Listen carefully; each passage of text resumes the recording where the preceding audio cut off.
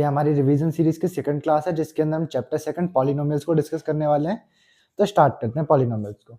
देखिए सबसे पहले हमारे पास क्या है, डिग्री। ये सिर्फ डिग्री नहीं, डिग्री ऑफ पॉलिनोमियल कह सकते हैं, है ना। डिग्री ऑफ पॉलिनोमियल ये क्या होती है हमारे पास, highest power of X and P X. इसका क्या मतलब है कि अगर कोई पॉलिनोमियल है इन टर्म्स ऑफ एक्स, इस तरीके से अगर कहूँ x cube plus x square plus x plus one, जैसे हमारे पास ये एक पॉलिनोमियल है ना। तो इसमें x की जो मैक्सिमम पावर होगी, जैसे इधर पर मैक्सिमम पावर क्या है हमारे पास, मैक्सिमम पावर 3 है, तो इसकी डिग्री क्या हो जाएगी, 3 हो जाएगी। इसी तरीके से जैसे हमारे पास कोई भी अगर एक पॉलिनोमियल गिवन है उसकी हाईएस्ट पावर, जैसे लिखा हुआ मान लेते हैं 2x raise to the power 15 plus 1, इसमें x की मैक्सिमम पावर क्या है हमारे पास 15, तो इसकी डिग्री कितनी हो जाएगी, 15 हो जाएगी। मतलब किसी भी क्वाड्रेटिक पॉलिनोमियल के अंदर, या क्वाड्रेटिक बस नहीं कह सकते हम, लीनियर भी कह सकते हैं, क्यूबिक, कोई भी पॉलिनोमियल हो, उसमें जो वेरिएबल होता है, वेरिएबल की जो मैक्सिमम पावर होगी वो कहलाती है डिग्री ऑफ पॉलिनोमियल। इसके बाद एक और चीज है हमारे पास, zero of polynomial. Zero of polynomial क्या होता है, by definition a real number k is said to be zero of polynomial if p of k is equal to 0।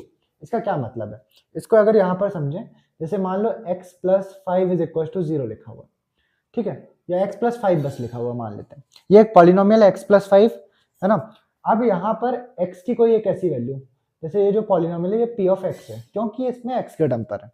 अब कोई वैल्यू k हमारे पास x की जगह पर k पुट करेंगे तो k प्लस 5 हो जाएगा। अब यहाँ पर k की ऐसी वैल्यू हो जिसके लिए ये पूरा सॉल्व करने पर 0 बने, तो k की जगह पर आना क्या चाहिए, -5, तो हमको क्या मिलेगी वैल्यू 0। सो यहाँ पर k इज इक्वल्स टू -5 क्या है हमारे पास, एक 0 है इस पॉलिनोमियल का, है ना। अगर k की जगह पे -5 रखें तो 0 होगा ये इस पॉलिनोमियल का। तो पॉलिनोमियल का 0 सिंपल सी क्या चीज होती है कि एक ऐसी वैल्यू जिसको हम लोग पॉलिनोमियल के अंदर अगर पुट करें वेरिएबल की जगह पर, तो सॉल्व करने पर हमको पूरी फाइनल वैल्यू कितनी मिल जाए, 0 मिल जाए।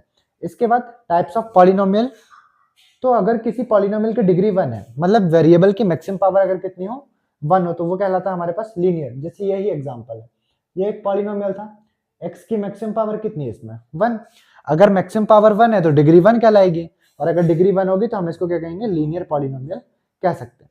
अगर किसी पॉलिनोमियल की डिग्री 2 हो, डिग्री 2 होगी मतलब हमारे पास को उसमें x या y की मैक्सिमम पावर कितनी हो सकती है हमारी 2, जैसे इस तरीके से मान लो X square plus 3x plus 2, इसमें x की जो मैक्सिमम पावर है वो हमारे पास 2 है, तो यहाँ पर डिग्री क्या हो जाएगी 2, और डिग्री 2 के पॉलिनोमियल्स को हम क्या कहते हैं, क्वाड्रेटिक पॉलिनोमियल्स कहते हैं।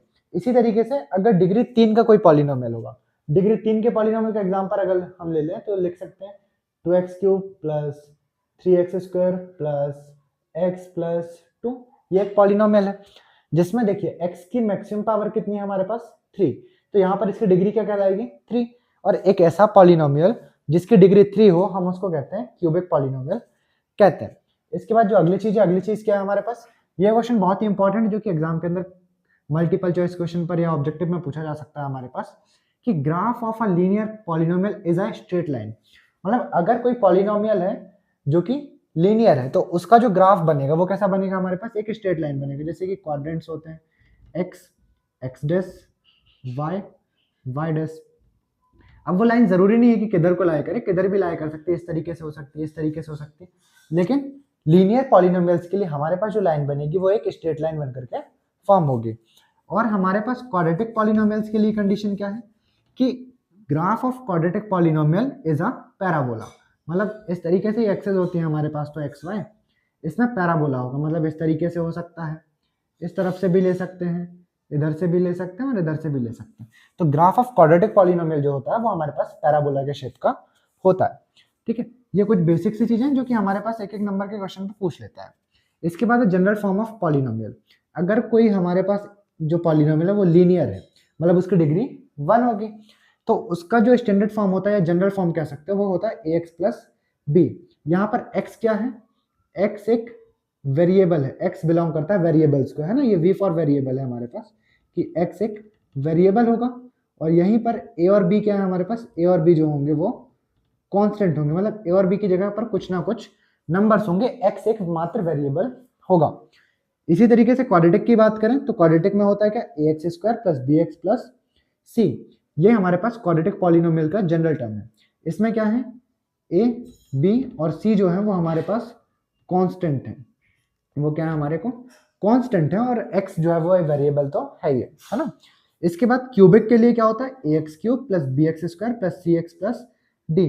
आप नॉर्मल बाकी से समझ सकते हैं कि a b c और d यहाँ पर क्या होंगे हमारे पास, ये होंगी कांस्टेंट वैल्यूज, और x क्या है हमारे पास, x हमारा वेरिएबल होगा, ठीक है। अब जैसे हमारे पास क्वाड्रेटिक जो पॉलिनोमियल्स होते हैं इनके दो जीरोस होते हैं, है ना। और एक जो नोट पॉइंट आप याद रख सकते हैं वो ये याद रख सकते हैं कि किसी भी पॉलिनोमियल की जितनी पावर होती है, जैसे कि 2 पावर है तो 2 जीरोस होंगे, 3 पावर होगी तो 3 जीरो होंगे, 4 पावर होगी तो 4 जीरोस होंगे, है ना हमारे पास। तो जितनी पावर उतने जीरोस होते हैं, क्वाड्रेटिक पॉलिनोमियल्स के 2 जीरो होंगे। हमने दोनों जीरोस को माना, जीरोस क्या क्या है हमारे पास, अल्फा और बीटा। अगर अल्फा और बीटा किसी क्वाड्रेटिक पॉलिनोमियल के 2 जीरोस हों तो इस अल्फा और बीटा का जो सम होता है वो माइनस बी अपॉन ए होता है। अल्फा बीटा तो समझ आया कि हमारे पास 2 जीरोस है इक्वेशन सॉरी पॉलिनोमियल के। ये बी और ए क्या है, ये बी तो हमारे पास इधर से आता है और ए जो है वो भी इधर से ही आता है। ये माइनस का साइन, ये माइनस का साइन तो हमारे पास कंपनी से है, ठीक है। इसके बाद अल्फा इंटू बीटा, मतलब दोनों जो जीरोस हैं उनके प्रोडक्ट को करें तो वो किसके इक्वल आता है, सी अपॉन ए के। हमारे पास इसके क्वेश्चन एग्जाम के अंदर भी पूछे जाते हैं और इंपॉर्टेंट भी होते हैं। आई होप ये बेसिक सा पोर्शन सभी को क्लियर होगा। हमारे पास मल्टीपल चॉइस या ऑब्जेक्टिव क्वेश्चन जो भी इससे बनते हैं वो इतने पोर्शन से कवर हो जाते हैं। इसके बाद अब हम कुछ क्वेश्चंस को देख लेते हैं जिसमें हम क्वाड्रेटिक पॉलिनोमियल्स के जीरोस को फाइंड करेंगे, और इसके अलावा हम यहाँ पर उनके product of zeros and sum of zeros की मदद से इक्वेशन को भी, इक्वेशन तो नहीं कहनी चाहिए, पॉलिनोमियल्स को फाइंड करेंगे यहाँ पर, है ना। तो चलिए स्टार्ट करते हैं।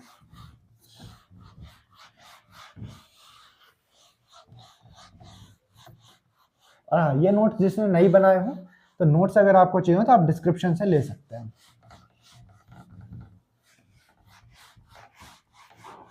ये नोट्स पूरे डिस्क्रिप्शन में डाल दिए हैं, ये नोट्स आपको इसके डिस्क्रिप्शन बॉक्स के अंदर मिल जाएंगे।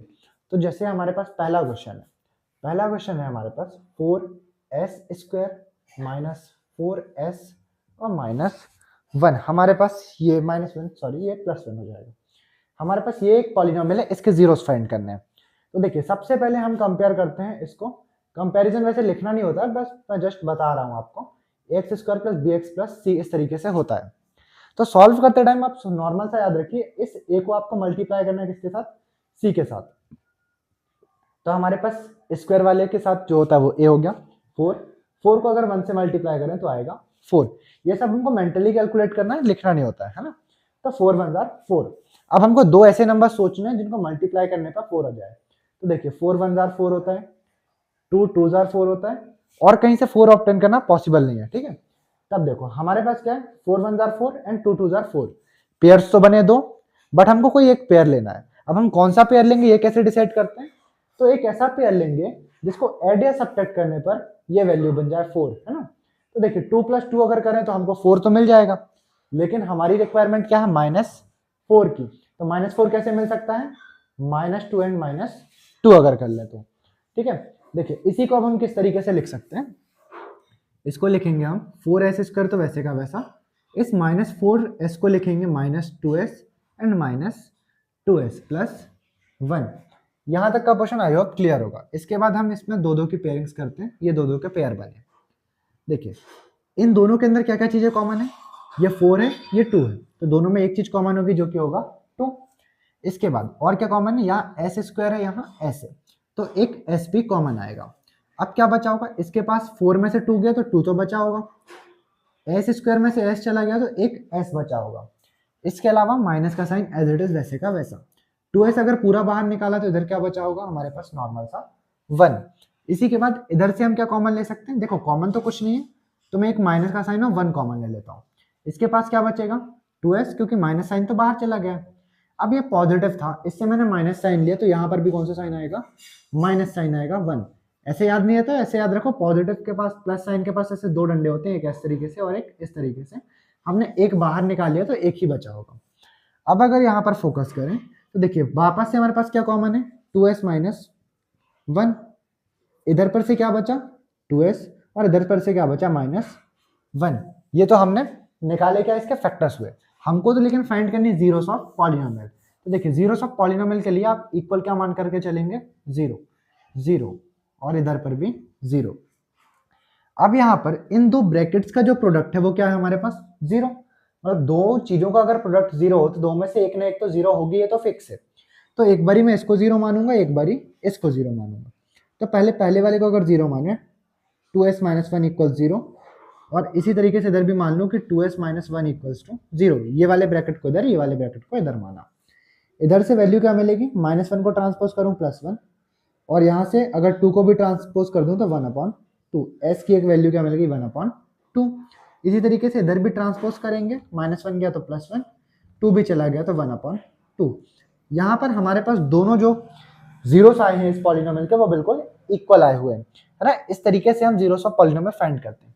अब हमको यहाँ पर relationship between polynomials, sorry zeros of polynomials and coefficient of polynomial find करना है। तो सबसे पहला होता है alpha plus beta is equals to minus B upon A. हम ये चेक करेंगे क्या इसको सेटिस्फाई करता है या नहीं करता।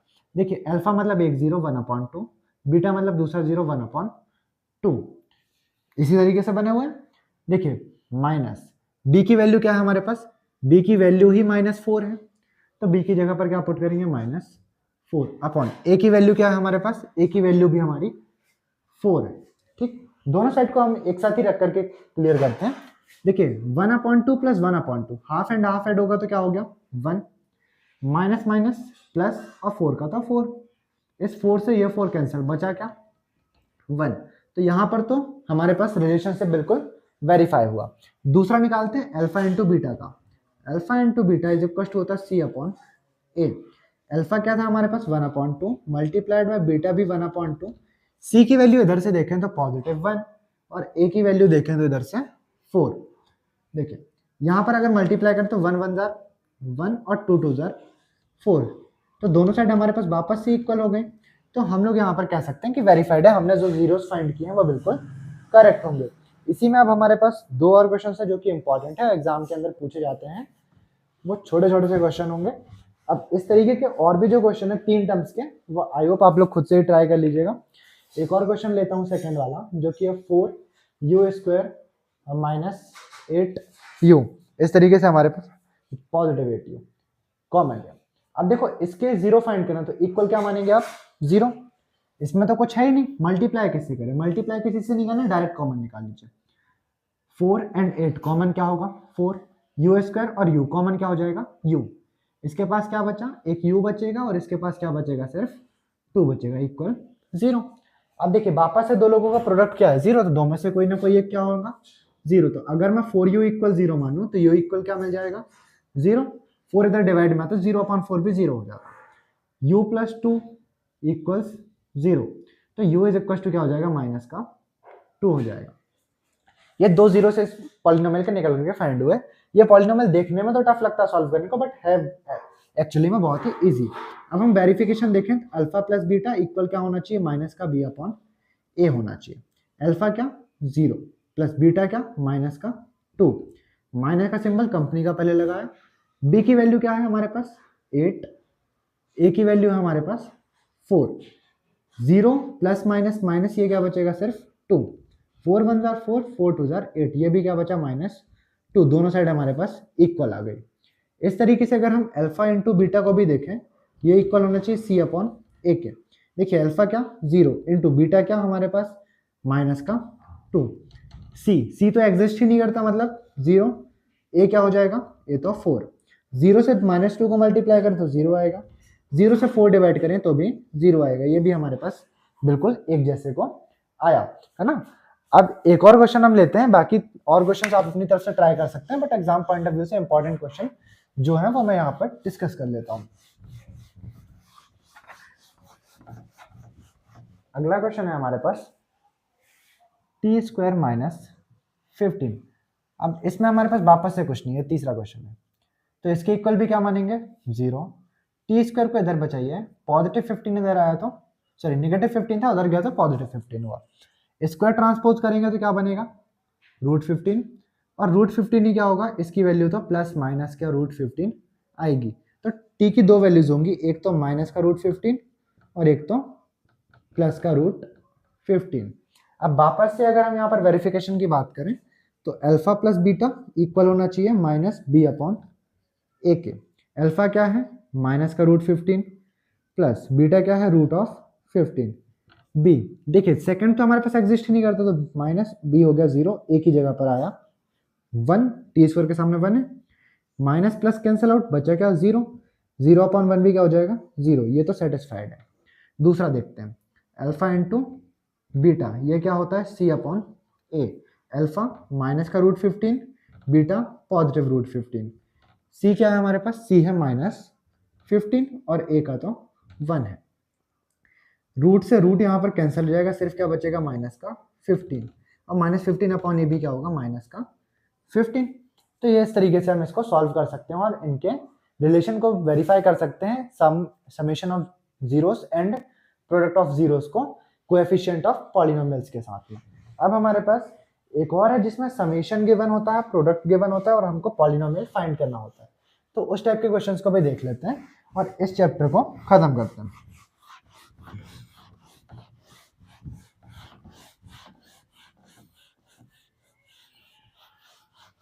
तो देखिए जैसे हमको सबसे पहले गिवन है कि समेशन पहले गिवन होता है, फिर हमारे पास प्रोडक्ट गिवन है, तो 1/4 और -1। तो यहां से हम देखें तो पहला वाला तो है हमारे पास अल्फा और बीटा का सम, जो कि क्या होता है -b/a। ये क्या गिवन है 1/4 इक्वल्स -b/a। सीधे सीधे इक्वेट करूं ऑन कंपेयरिंग, देखो ऑन कंपेयरिंग हम क्या फाइंड कर सकते हैं यहाँ से, -b = 1, तो b = क्या मिल जाएगा माइनस का 1। ऐसे ही a = 4, ये तो मिल गई हमको a और b की वैल्यू। c भी चाहिए होता है, ये दिया है अल्फा इंटू बीटा जो कि होता है c/a।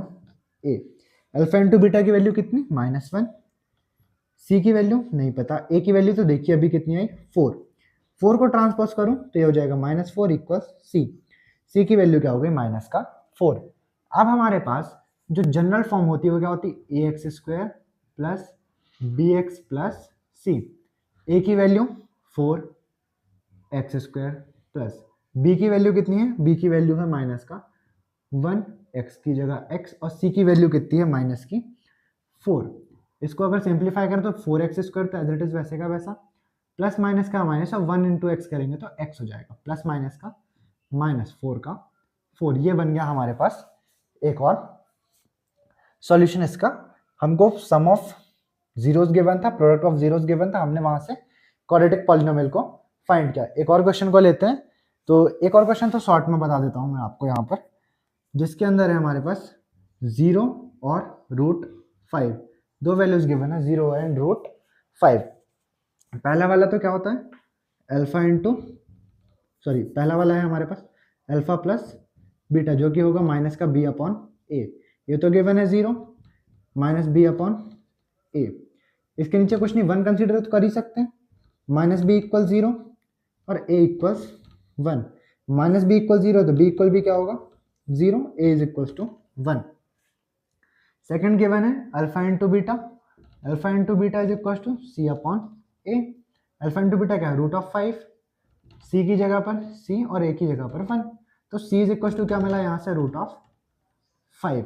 अब अगर इक्वेशन बनाए तो इक्वेशन क्या बनेगी, इक्वेशन नहीं polynomial, ax² plus bx plus c, a की जगह पर 1x² प्लस b की जगह पर 0x प्लस c की जगह पर √5। क्या इक्वेशन बनी, 1 इंटू x² किया तो x² प्लस 0 और प्लस √5। सॉल्व करें तो x² प्लस √5, ये हमारे पास बनेगा एक और पॉलिनोमियल। तो ये हमारे पास सेकंड चैप्टर से कुछ इंपॉर्टेंट टॉपिक्स थे। इसके अंदर एक जो लास्ट चीज छोटी सी बची है जो कि बहुत रेयर कंडीशंस पे एग्जाम में पूछी जाती है, बट फिर भी है सिलेबस में, तो हम एक बारी को देख लेते हैं और चैप्टर को एंड करते हैं। तो अगर कोई पॉलिनोमियल px है, कोई पॉलिनोमियल px है, तब इसके नंबर ऑफ जीरोस अगर हमें फाइंड करने हैं तो ये x एक्सिस होती है, ये y एक्सिस होती है, ये x डैश एक्सिस होती है और ये भी y डैश एक्सिस होती है।